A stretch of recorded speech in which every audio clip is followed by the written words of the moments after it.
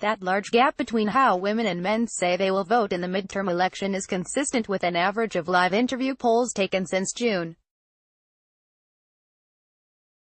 The gender difference in the average is 26 points.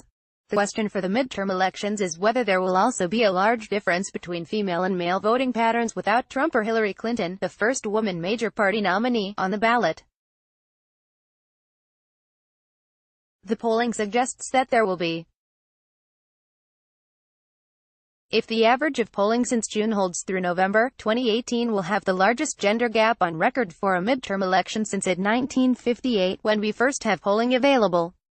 Still, it's unclear how much of the 2018 gender gap is because of Trump compared to an existing trend towards diverging women and men voting patterns. Before this year, no midterm election had a wider gender gap than 20 points in American National Election Studies, ANS, polling, exit polls, or an average of the two when both are available. That record, though, was set in 2014. Like many other subjects in American politics, Trump may just be exacerbating trends in the electorate that were in motion before him. Trump may recognize that a gender gap is no guarantee of electoral success for Democrats.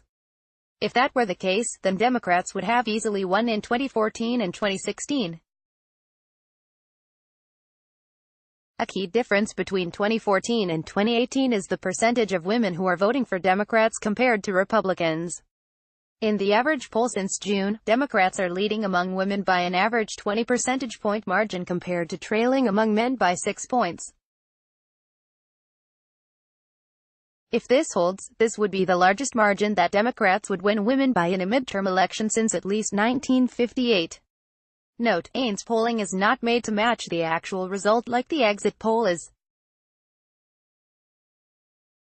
I have adjusted it, and therefore the gender crosstab, so that the overall ANS congressional poll result matches the final outcome in each year. The two best years for Democrats before this year were the 1974 and 1982 midterms, when Democrats won among women by about 14 and 17 points respectively.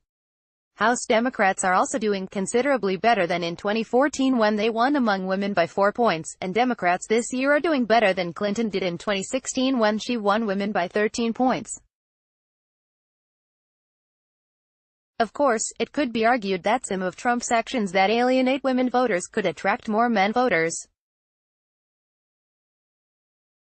Republicans are still leading with men in the polling, even if that lead is down from 2016. That is, it's unclear that Republicans doing particularly poorly among women is necessarily hurting them among the larger electorate, because the effect may be cancelled out by doing better with men than otherwise might be expected. One clear advantage of doing better among women voters, though, is that they almost always represent a larger percentage of the electorate than men do. Historically, that hasn't made much of a difference because the gender gap hasn't been as large as it is today. With a gender gap of 26 points, however, it could matter. Moreover, it seems that the turnout advantage women enjoy over men may be higher this year than in years past. In the latest CNN poll, for example, 48% of women say they are extremely or very enthusiastic to vote this year compared to 40% of men. We also know that, in the Virginia gubernatorial election last year, that Democratic women had the highest increase in turnout among any group. Indeed, turnout may be the ultimate question in this midterm. Given that the generic congressional ballot is right near the tipping point for when Democrats versus Republicans would win control of the House, it could be what makes the difference.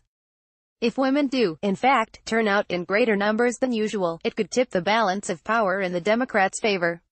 If men, in the end, do turn out at rates greater than the CNN poll suggests at this time, it could save the Republican majority.